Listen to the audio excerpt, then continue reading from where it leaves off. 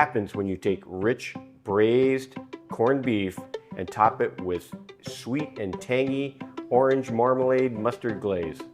Well, it's just the best dinner you're going to have all year.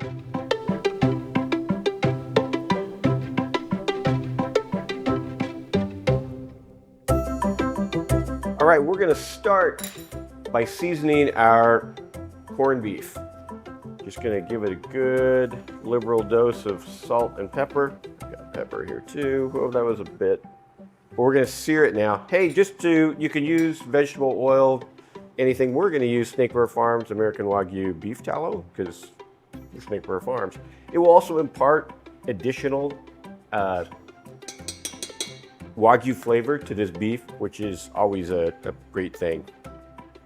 I have this set at high, so this is about 400 degrees. You can probably see it smoking, see the tallow come to temp. The goal is to sear every side of this. I'm about ready to get blasted, I think. But we're gonna sear every side to create a sear and fond and some lovely flavor. You can hear that sizzle going in.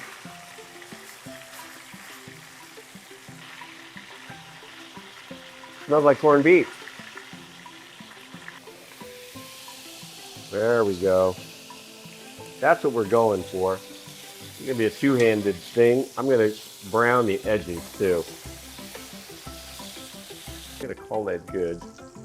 Got a clean plate here. We're putting that down. We're gonna just put them right in there. Whoa! These will be the base for what's going on. And I also have 6 ounces of tomato paste. We're gonna put that in there too. Let this rev up.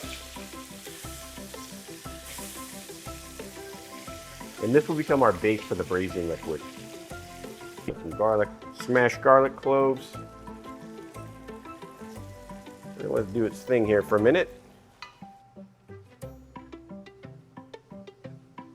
A couple cans of beer. Also the seasoning packet from the corned beef that came from Snake River Farms.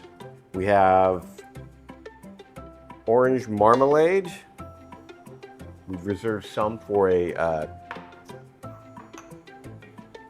glaze. Sherry vinegar. Put in our mustard. We're looking good here. Smelling really good too. Whoa. Surprise.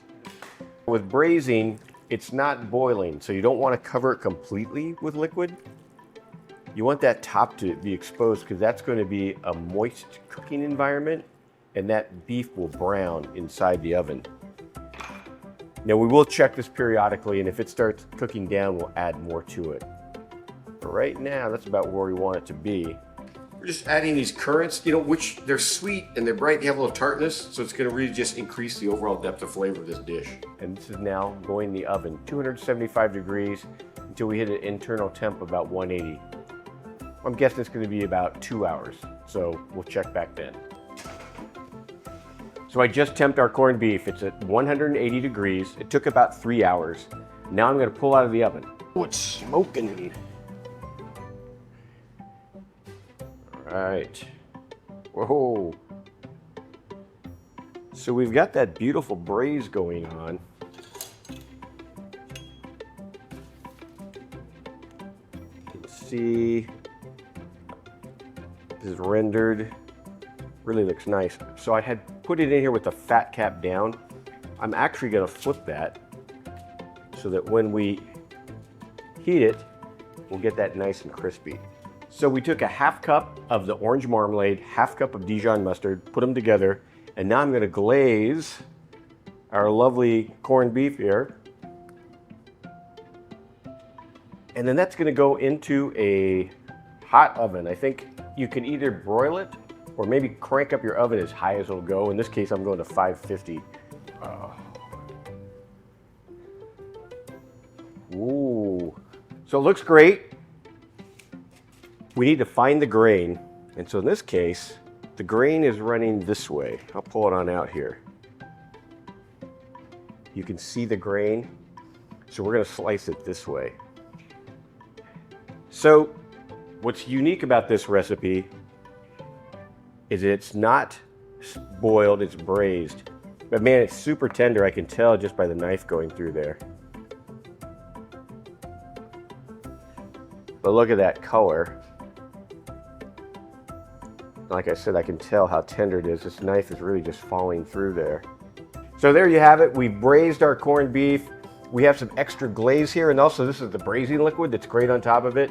I just did some roasted potatoes, also some carrots, these fresh slices of rye bread, make a sandwich. There you have it. Snake River Farms, American Wagyu, bottom round flat corned beef. Give it a try.